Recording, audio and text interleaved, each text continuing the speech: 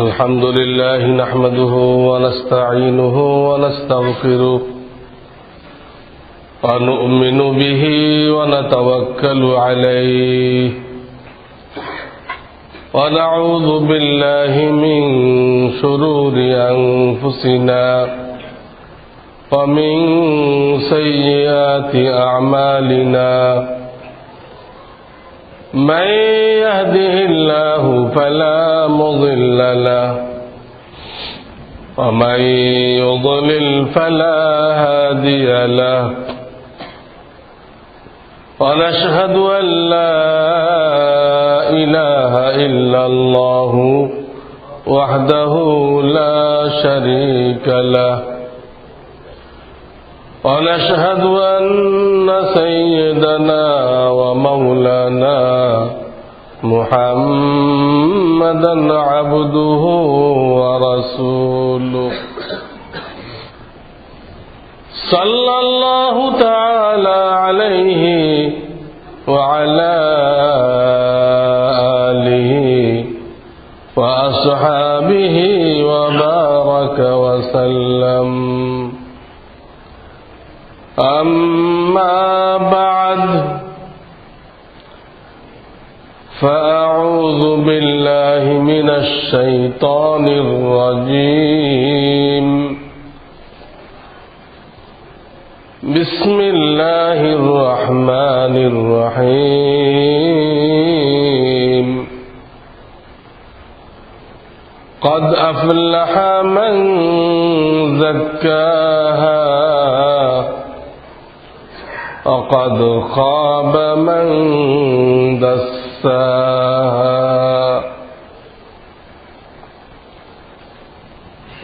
وقال رسول الله صلى الله عليه وسلم ألا إن في الجسد لمضغة إذا صلحت صلح الجسد كله وإذا فسدت فسد الجسد كله ألا وهي القلب أو كما قال رسول الله صلى الله عليه وسلم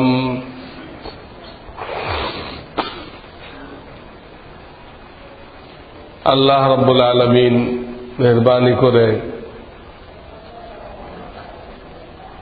আমাদের কামিয়াবির সকল রাস্তা বলে দিয়েছেন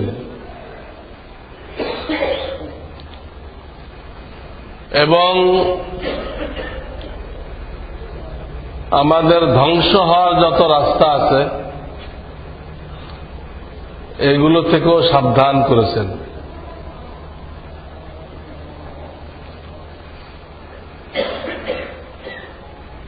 ওলামায়ে কেরামের দায়িত্ব কামিয়াবির রাস্তাগুলো দুনিয়াবাসীর সামনে তুলে ধরা। আল্লাযীনা জাহাদু ফীনা লানাহদিয়ান্নাহুম সুবুলানা। সুবুল সাবিলুনের বহুবচন সুবুল। অনেক রাস্তা আল্লাহ রেখেছেন আল্লাহকে পাওয়ার জন্য, আল্লাহ পর্যন্ত পৌঁছার জন্য। এই রাস্তাগুলো দেখানো, বলে দেওয়া ওলামায়ে কেরামের দায়িত্ব। আর ধ্বংসের রাস্তাগুলো থেকে সতর্ক করা, এটা ধ্বংসের রাস্তা, এটাও ওলামায়ে কেরামের দায়িত্ব। তো কোরআন হাদিস ঘাটলে দেখা যায় যে এই উম্মত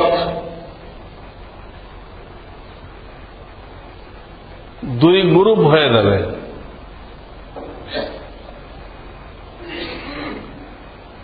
এক গ্রুপ নবী আলাইহিসসালাম এবং নবীর হক্কানি নায়েব যারা, এদের অনুসারী হবে। এদেরকে কেউ অন্যদিকে হটাইতে পারবে না।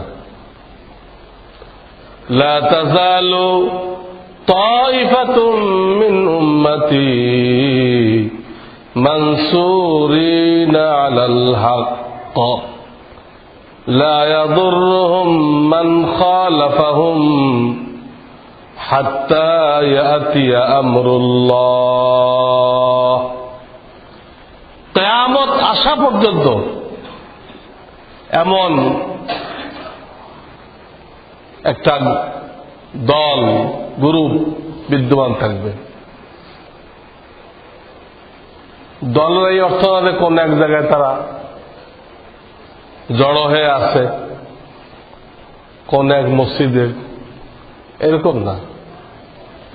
এরা বিভিন্নখানে ছড়ায় ছিটায় আছে, কিন্তু এদের ধ্যান ধারণা, এদের আকীদা বিশ্বাস, এদের আমল আখলাক একই ধরনের। এক চেটিয়ে কাউকে বলা যাবে না। যারা তবলিগ জামাত করে এরা হলো সেই এই গ্রুপ, যারা দাওয়াতুল হক করে তারাই এই গ্রুপ, যারা অমুক পীরের মুরিদ তারা এই গ্রুপ, যারা দেওবন্দি মাদ্রাসা চালায় তারাই এই গ্রুপ, এরকম বলা যাবে না। এই লোকগুলো বিভিন্ন জায়গায় ছড়াই ছিটায় আছে, কিন্তু এদের আমল আখলাক, আকীদা বিশ্বাস হুবহু এটা যেটা নবী আলাইহিসসালাম বলে গেছেন, যারা সাহাবায়ে কেরাম তাবেঈনদেরকে শিখায় গেছে। এই একটা গ্রুপ হবে, রাসূলের উম্মতের এই একটা গ্রুপ হবে যারা কিয়ামত পর্যন্ত হকের উপরে কায়েম থাকবে। রাসূলের তরিকার বাইরে তারা কোনো কিছু গ্রহণ করবে না। কত মডার্ন ইসলাম আসবে,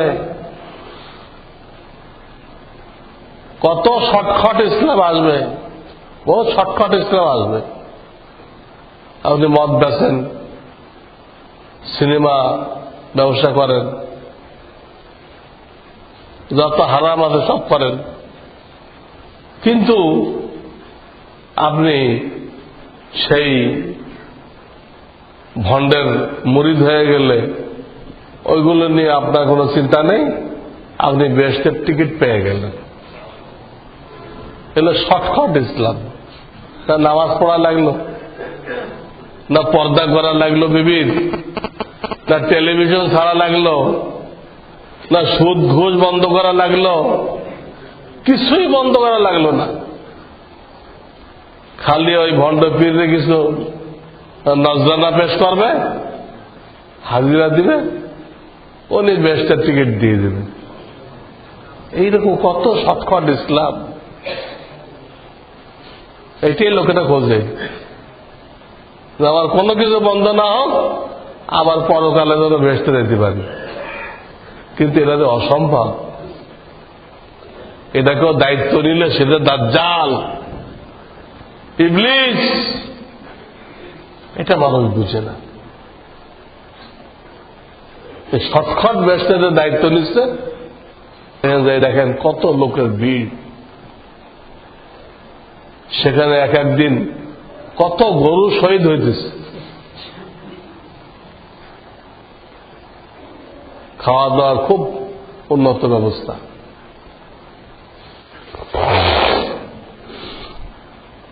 বলতেছিলাম একটা গ্রুপ থাকবে, এসব শর্টকাট ইসলাম না, ও 1400 বছর আগের যে ইসলাম হুবহু ওটা ধরে থাকবে।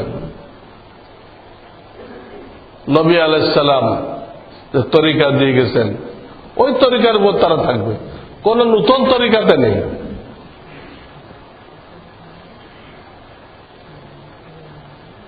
নতুন কোন তরিকাতে নেই, নতুনে তারা বিশ্বাস করে না। যা করবে নবীজির তরিকায়। এদের সর্বোত্তম, সবচেয়ে সহজ, সবচেয়ে সুন্দর এবং জান্নাতে যাওয়ার রাস্তা। একটা গ্রুপ এই হবে যারা রসুল এবং নায়েবে রসুলের অনুসারী থাকবে। যে কোনো ত্যাগের বিনিময় রসুল এবং নায়েবে রসুলের অনুসারী থাকবে। এরা কিয়ামত পর্যন্ত এই জামাত চলতে থাকবে, বিদ্যমান থাকবে। আর একটা গ্রুপ পাওয়া যায় হাদিসে, তাদের নামও কিন্তু মুসলমান। তাদের ব্যাপারে নবীজি বলেছেন নাম তো মুসলমান, কিন্তু লাতাত্তাবিউন্না সুনানা মান কানা ক্বাবলাকুম যিরাআন ফি যিরাইন শিবরান ফি শিবরিন হাত্তা ইন্নাহুম ইয়াদখুলু জুহরাল যাব লাদাখালতুমু قيل يا رسول الله من هم اليهود النصارى قال ومن এই আর এক গ্রুপের কথা বলতেছে এই হাদিসে। মুসলমান নাম দিও, তোমরা নবীজির তরিকার উপর থাকবে না। ইহুদ খ্রিস্টান বিধর্মী এদের চাল চলন, এদের তরিকা, এটা তোমাদের কাছে বেশি পছন্দনীয় হবে। এক এক বিঘতের মধ্যে, এক এক হাতের মধ্যে তোমরা তাদের অনুসরণ করবা, তোমাদেরকে তাদের সাথে মিলাই দিবা। মিলাইতে দেয় খুব সূক্ষ্মভাবে মিলাবে। ওই সূক্ষ্মভাবে মিলানোকে বোঝানো হয়েছে এক এক হাতের মধ্যে, এক এক বিঘতের মধ্যে। অর্ধ হাতকে বলে বিঘত। তাদের সাথে মিলাইবা, ওদের সাথে যেন আমাদের বেশ কম না থাকে, বেশ কম না থাকে। হুবহু ওদের মতো যেন আমাদের দেখা যায়। এরপরে বোঝানোর জন্য বলতেছেন হুজুর নবী করিম সাল্লাল্লাহু আলাইহি সাল্লাম যে আগের উম্মত যদি গুই সাপের গর্তের মধ্যে ঢোকাকে কামিয়াবি মনে করে, ঢুকলে কোনো কামিয়াবি আছে, কোন খনিরন্ডি পাওয়া যেতে পারে, তো তোমরাও ঢুকবা। এত অন্ধ অনুকরণ করবা তোমরা, গুই সাপের গর্তের মধ্যে কি কামিয়াবি থাকতে পারে, কি কামিয়াবি থাকতে পারে, কিন্তু ঢুকবে কেন? ওখানে খ্রিস্টানরা ঢুকতে দেখছে। খ্রিস্টানকে তারা অত্যন্ত দামি মানুষ মনে করে, পৃথিবীর শ্রেষ্ঠ মানুষ মনে করে। সে যখন ঢুকছে গুইসাবের গর্তের মধ্যে, তো এর মধ্যে ঢোকার মধ্যে কোনো কামিয়াবি আছে কি তার বুঝবে না। ভেড়ার পাল যেরকম, আগেরটা যদি কুয়ার মধ্যে পড়ে ভেড়ার পালের, তো পিছনের 99টা কুয়ার মধ্যে পড়বে। কেউ খেয়াল করবে না যে আগের গুলো কোথায় যাইতেছে, ওরা কি রাস্তায় আসছে না কুয়ার মধ্যে ঢুকতেছে, এটা খেয়াল করবে না। তো এই উম্মত তখন ভেড়ার পাল্লার মধ্যে হয়ে যাবে। এদের লিডার হলো খ্রিস্টান, কোন কাফের বিধর্মী, তাদের ফলো করবে। তারা যেটাকে গুরুত্ব দিবে এও সেটাকে গুরুত্ব দিবে। তারা কাফেরা যেটাকে গুরুত্ব দিবে না এও গুরুত্ব দিবে না। কাফেরা কি নামাজ রোজা কোরআন সহি করতে হবে এর গুরুত্ব জীবনেও দিবে? এও দিচ্ছে না। কাফেরদের কাছে গুরুত্ব হল বিশ্বকাপ,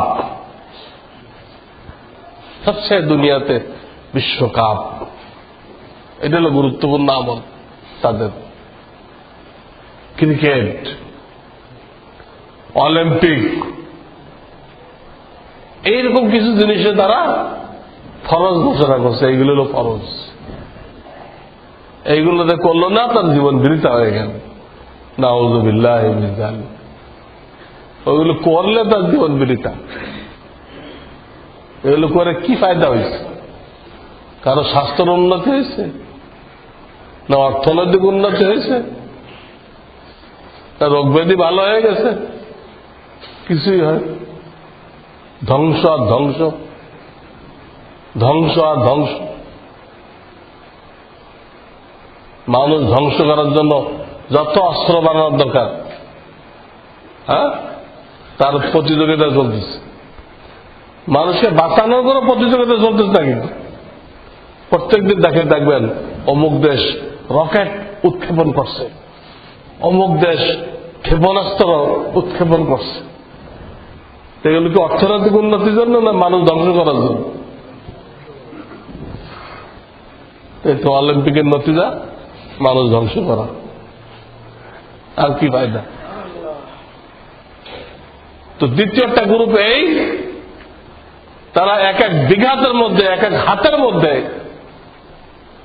ইহুদ খ্রিস্টানদের অনুসরণ করবে, কাফেরদের, হিন্দু মুশরিকদের অনুসরণ করবে, হিন্দুদের অনুসরণ করবে। এটাই হইতেছে। আজকাল দেখতেছি আমাদের ছেলেদের পাজামা বানাই দিছে। এই পাজামা বানাই দিবে হিন্দুদের ধুতির অনুসরণ করতেছে।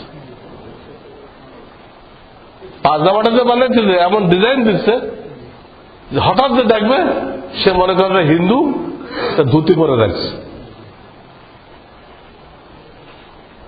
কি পরিমাণ গোলামির মানসিকতা আমাদের মধ্যে! গোলামির মানসিকতা, কাফেরদের গোলামির মানসিকতা কি পরিমাণ! ইংরেজরা 200 বছর আমাদেরকে গোলাম বানাইলো, ছাগল বানায় রাখলো। এর রেজাল্ট কি হয়েছে? আমাদের নজরে তাদের থেকে উন্নত মানুষ আল্লাহ জমিনে আর নেই। আমাদের গরু ছাগল বানায় রাখছিল, হিন্দুদেরকে দিয়ে আমাদেরকে শোষণ করছিল, শাসন করছিল। এটা আমাদের নজরে ওই জালেমদের, দখলদারদের ইজ্জত বেড়ে গেছে এবং গোলামির এমন মানসিকতা তৈরি হয়েছে যে কোনো কাজে ওদেরকে ডেকে নিয়ে আসি আমরা।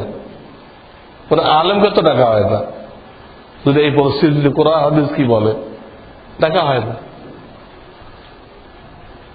ওদেরকে ডেকে আনা হয়। কি জানে ওরা? ওরা কি জুতা পরতে জানে? যারা ডেকে আসছো তুমি আমেরিকা থেকে, হ্যাঁ, কি আজিব আজিব নাম, মজিনা, এই ধরনের আজিব আজিব নাম। এই কি জুতা পরতে জানে? যার জুতা পরার তৌফিক হয় না, সুন্দর তরিকায় জুতা পরতে জানে না, ইস্তেঞ্জা করতে জানে না, হে আসতেছে আমাদের সমস্যার সমাধান করে দিতে, আমরা দাওয়াত করে নিয়ে আসতেছি। ওই গোলামির মানসিকতা। গোলামি না করতে পারলে আমাদের কাছে ভালো লাগে না। গোলামি করতে হবে। হিন্দুরা এক আল্লাহরে মানে নাই, সব জায়গায় সিজদা করতেছে, আল্লাহরে মানল না, আর নিজে একটা হাত দিয়ে বানায় এরা সামনে সিজদা করতেছে। আল্লাহরে সিজদা করলো না, নিজে একটা তৈরি করে সিজদা করতেছে। গরুরে সিজদা করতেছে, বট গাছটা সিজদা করতেছে, তুলসী গাছটা সিজদা করতেছে, তা পাথরকে সিজদা করতেছে, আল্লাহকে বলল না। আমাদের এই অবস্থা।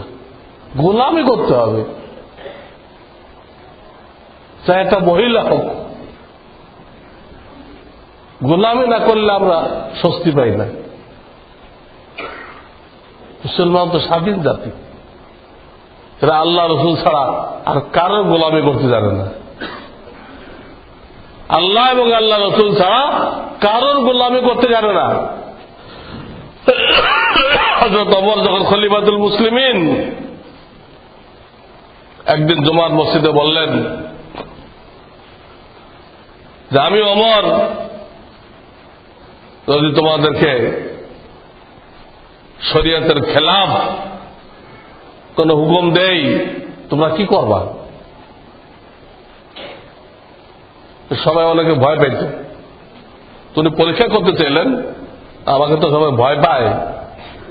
ওনার সম্পর্কে আল্লাহ রসুল বলে গেছেন যে ওমর তুমি যে গলি দিয়ে যাও ওই গলি দিয়ে শয়তান আসে না, শয়তান ভাগে ওই গলি থেকে। যে গলিতে তোমাকে রেডি দেখে শয়তান ওই গলিতে ঢোকে না।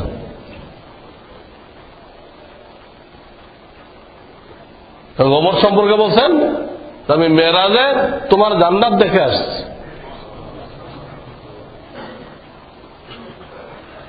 সেখানে হাউজের মধ্যে একটা হুরকে উজু করতে দেখছে, অথচ খমেনি কি লিখছে? লিখছে আবু বকর ওমর এই দুজন অন্তর থেকে ঈমান আনে নাই, এরা নেতৃত্বের লোভে নবীজির সাথে জুড়েছিল। নাউযু বিল্লাহি মিন যালিক। এজন্য ইরানের এটাকে ইসলামী বিপ্লব বলা ধোঁকাবাজি, আহামকি। শিয়া বিপ্লব, শিয়া বিপ্লব, এরা সুন্নিদের দুশ্মন, সুন্নিদেরকে দুশ্মন। কতল করার ভিতরে সুন্নি কতল করার মধ্যেই এরা কামিয়াবি দেখে। যাই হোক, তো ওই হাদিসে নবীজি বলতেছেন এক এক বিঘাতের মধ্যে তোমরা তাদের ফলো করবা। একজন সাহাবী প্রশ্ন করলেন ইয়া রাসূলুল্লাহ আপনি কাদের কথা বলতেছেন? আমরা আপনাকে ছেড়ে কাফেরদেরকে অনুসরণ করব, কাদের কথা বলতেছেন? আপনি কি ইহুদ খ্রিস্টানদের কথা বলতেছেন নাকি? একজন সাহাবী এ প্রশ্ন করলেন। নবীজি সাল্লাল্লাহু আলাইহি ওয়াসাল্লাম বলেন তাহলে আর কে? আর কে? ফামান, তাদের কথাই তো বললাম। কাফেরদের মধ্যে এরা হলো শিক্ষিত, কাফের অনেক আছে, তো অন্য কাফেরও এদেরকে নেতা মানে, তোমরাও মানবা। তো দুটা হাদিস আমি শুনাইলাম। একটা হাদিসে দেখা গেল যে একটা গ্রুপ কিয়ামত পর্যন্ত নবীজির অনুসরণে সবসময় লেগে থাকবে, আর একটা গ্রুপ নাম মুসলমান কিন্তু নবীজির সুন্নত, নবীজির চালচলন তাদের কাছে পছন্দনীয় না। তাদের চুলগুলো খ্রিস্টানদের তরিকার, তাদের চেহারাটা খ্রিস্টানদের তরিকায় চেহারা বানাইছে, তাদের লেবাস খ্রিস্টানদের তরিকায়, তাদের জুতা বহু দড়ি কাছিওয়ালা জুতা খ্রিস্টানদের তরিকায়,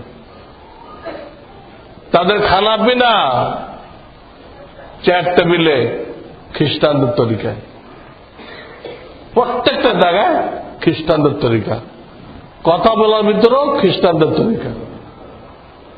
আপনি এটা কথা বলবেন, আপনি কথা বললেন এখানে বাইবেল কি, এটা বলবেন না যে কোরআন কি, এই কথাটার কোরআন কি, কোরআনের যুক্তি কি তা বলবে না, বাইবেল কি।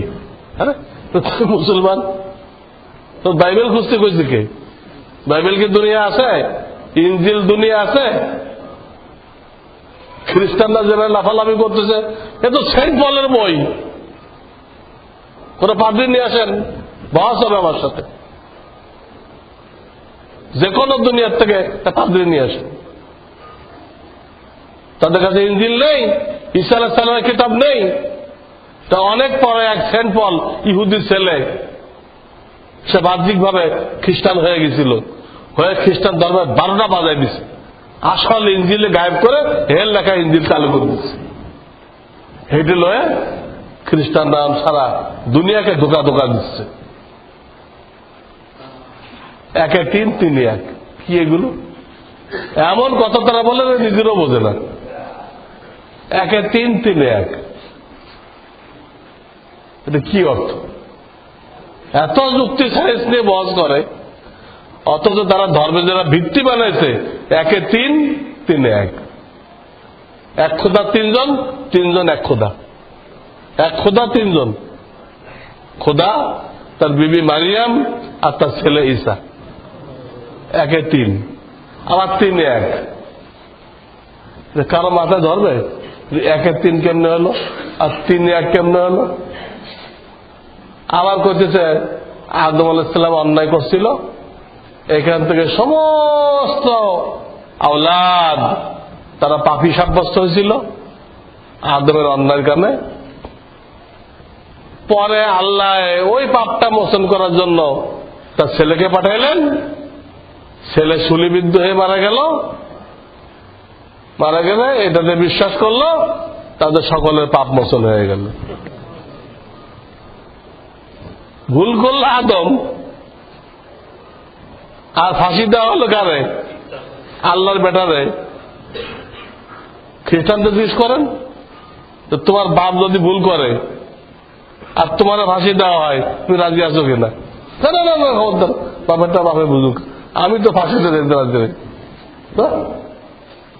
তুমি ফাঁসিতে দিতে রাজি নেই, তো এখানে তুমি এটা করলে কেন?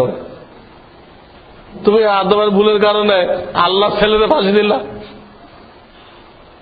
কি গাঁজা করে কথা। এটা ঈসা আলাইহিস সালাম শিখাই দিয়ে গেছিল, শিখাইছিল। 6 পারা আয়াত আছে যে আল্লাহ তাআলা হাসরের ময়দানে জিজ্ঞেস করবেন, হে ঈসা তুমি কি এগুলো শিখাই দিয়ে আসছিলে? 3 খোদা বলতে কখনো না, আল্লাহ আমি কি শিখাই দিয়ে আসছিলাম? আপনি সাক্ষী। মা কুলতু লাকুম ইল্লা মা আমারতানি বিহি, আপনি আমাকে যা দিয়েছিলেন আমি ওই শিখাই দিয়েছিলাম। 3 খোদা আমি শিখাই নাই, তো তারা দায়ী। পরিষ্কার এর থেকে পবিত্রতা বয়ান করবেন না, আমি এগুলো শিখাই নাই, তাদের মন গড়া। দুটা গ্রুপ হয়ে যাবে এই উম্মত, হয় রসুলকে মাননেওয়ালা, না হয় ইহুদি খ্রিস্টানদের মাননেওয়ালা। আমি দুটা হাদিস শোনাই দিলাম, পার্থক্যটা কিসের ভিত্তিতে হবে এই ব্যাপারে প্রচুর হাদিস আছে। আমি একটা পর্সা আছি, এটা আপনারা ফটো করে নেবেন, এই হাদিসগুলো পড়লে দেখবেন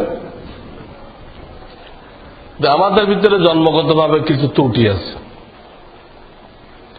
যেটা চিকিৎসা করা ফরজ। কোন পীর মুরিদির দরকার নেই। মওদুদি তো অস্বীকার করছে, আমাদের ঠিক আছে অস্বীকার করো, দরকার নেই। দরকার হলো কোরআন হাদিস সব জায়গায় বলতেছে যে অন্তরে রোগ আছে। বুখারীর হাদিস, তোমাদের অন্তরের ভিতরে একটা গোশতের টুকরা আছে, গোশতপিণ্ড আছে, এইটা ঠিক হয়ে গেলে তোমার সমস্ত অঙ্গ প্রত্যঙ্গের আমল ঠিক হয়ে যাবে। ওইটা হলো রাজা, বাকিগুলো প্রজা। প্রজার তো রাজার মত মতো চলে। আর ওই গোশতপিণ্ড যদি নষ্ট হয়ে যায়, বরবাদ হয়ে যায়, চোখ দিয়ে দেখবা তো হারাম দেখবা, কান দিয়ে শুনবা তো হারাম শুনবা, হাত দিয়ে ধরবা তো হারাম ধরবা, পাও দিয়ে চলবা তো হারামের দিকে চলবা, দিল ও দিমাগ দিয়ে চিন্তা করবা তো হারাম কাজের চিন্তা করবা, সব বরবাদ। আল্লাহ ওয়াহিয়াল কালব, সেই গোশতের টুকরা, সেই গোশতপিণ্ড কি? সেটা হলো তোমাদের দিল। এই হাদিস পরিষ্কার বলে দিচ্ছে, দিলের সংশোধন করাইতে হবে। দিলের সংশোধন করাইতে হবে, চিকিৎসা করাইতে হবে, তাতে এটা ঠিক হয়ে যায়। বহু হাদিস এই ব্যাপারে। হুজুরে রাগ করতে মানা করলেন, খামাখা রাগ করবে না, শরীয়ত সম্মত কারণ না থাকলে রাগ করবে না, 3 বার বললেন। আর এক হাদিসে বললেন যে রাগ এটা মানুষের শরীরের ভিতরে জাহান্নামের একটা টুকরা রাখা হয়েছে। যখন সে রাগ হয় ওই টুকরাটা সারা শরীরে ছড়াই পড়ে, জাহান্নামের টুকরা এটা সারা শরীরে ছড়াই পড়ে। এবং নবীজি বললেন, দেখো না তখন তার চেহারা কিরকম লাল হয়ে যায়, দেখো না তার চেহারা লাল হয়, ওটা ওই আগুনের তাসির। এই রাগকে তোমরা কন্ট্রোল করো। কেমনে কন্ট্রোল করবে? একা একা কন্ট্রোল করা যায়? এ তো কোন আল্লাহওয়ালা কাজ যায়।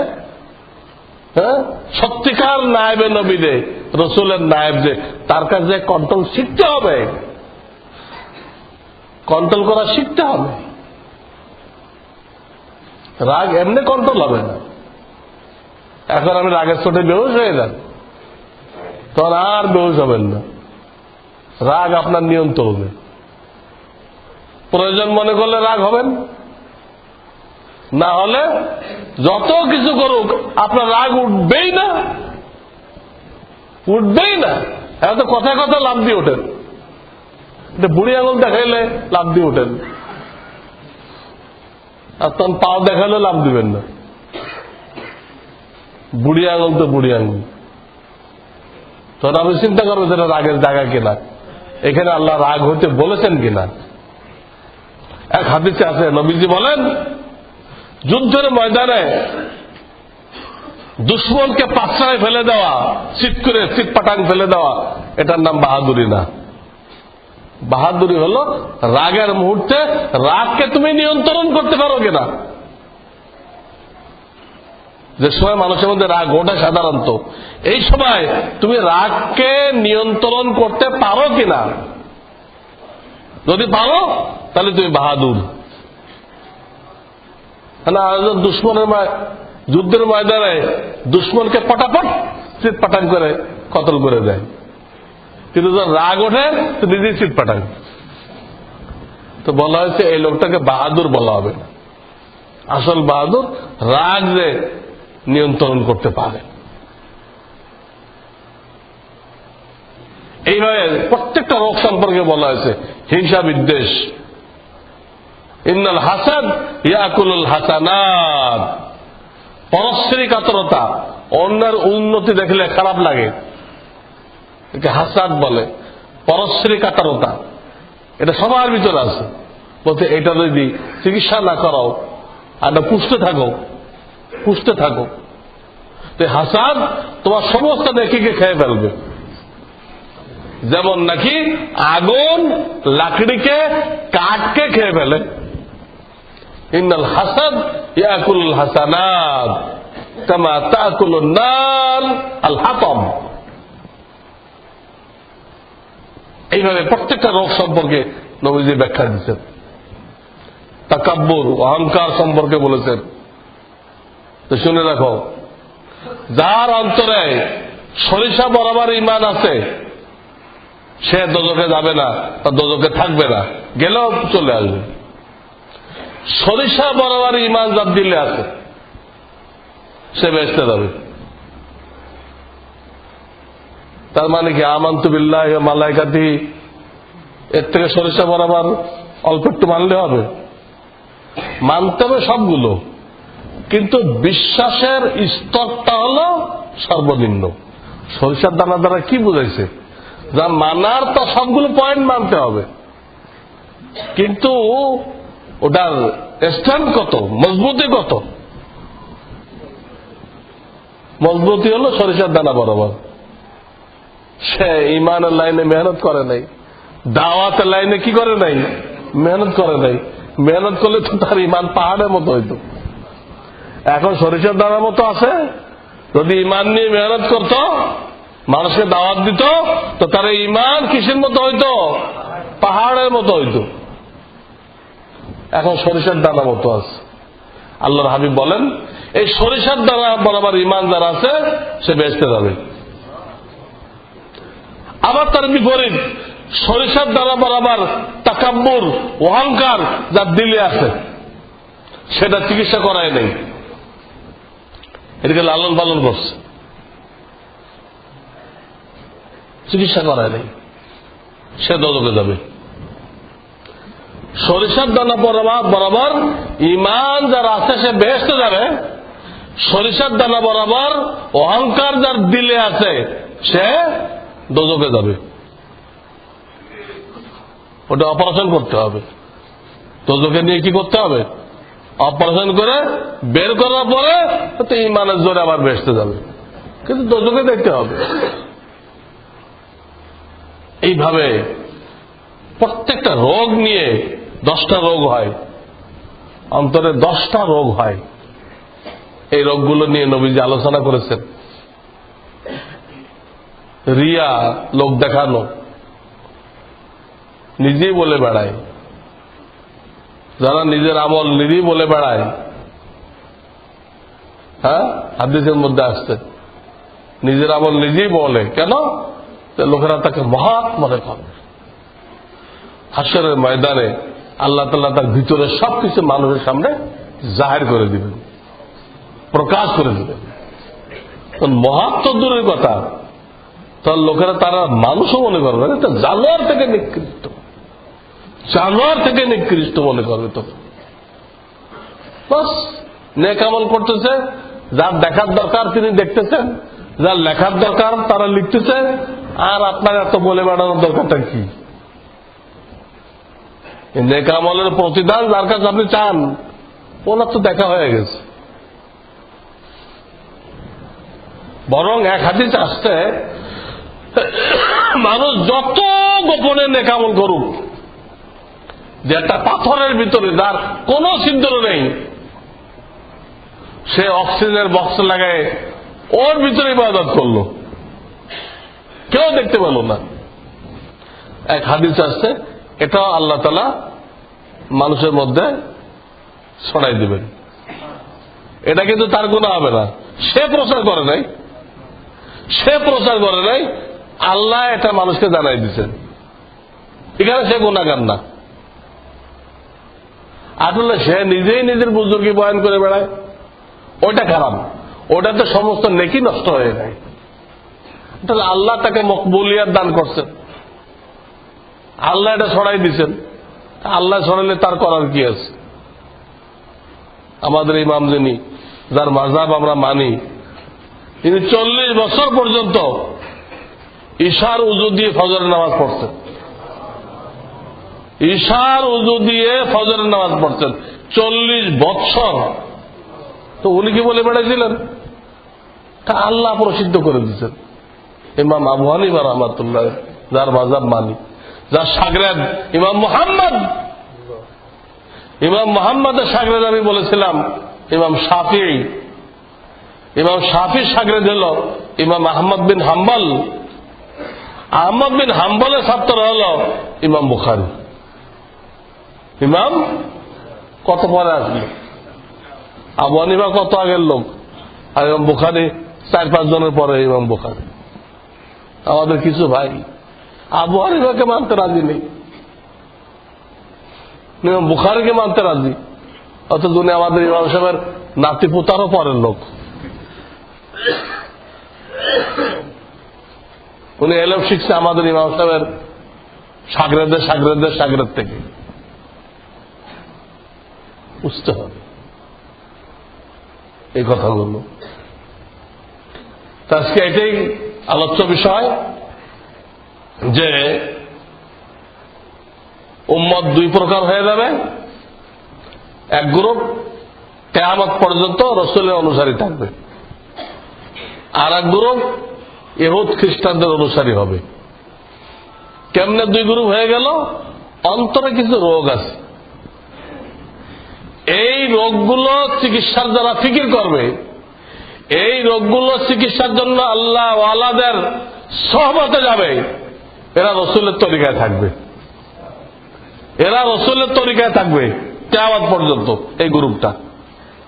আর যারা অন্তরের রোগের সংশোধনের কোনো ফিকির করবে না, কোনো গুরুত্ব নেই তার কাছে, আর এটাকে বেদাত ফতোয়া দিচ্ছে, চিকিৎসা তো করাইবে না, আর বলতেছে বেদাত, মওদুদি কইছে বেদাত, আল্লাহ আল্লাহদের সোহবতে দেওয়া নাকি বেদাত। হ্যাঁ, নিজেই বেদাত হয়ে গেছে। ফজর নামাজ পড়তো সকাল 9টায়, এত বড় বেদাত হয়েছে। তো যারা আত্মশুদ্ধির ফিকির করবে তার রসুলের তরিকার উপর চলনেওয়ালা, আর এইটা যারা গুরুত্ব দিবে না, আল্লাহ ওয়ালাদের সোহবতে আসবে না, তারা হলো ইহুদি নাসারাদের অনুসরণ করনেওয়ালা। প্রত্যেকটা কর্মকাণ্ড তাদের ইহুদি নাসারাদের সাথে মিলবে। কিন্তু আল্লাহ আমাদের সকলকে এই দিল যে একটা গোষ্ঠপিণ্ডু, এটাকে ইসলাহ করে রসুলের অনুসারীর কাতারে দাখিল হওয়ার তৌফিক দান করেন। ওয়া আখিরু দাওয়ানা আনিল হামদুলিল্লাহি রাব্বিল আলামিন।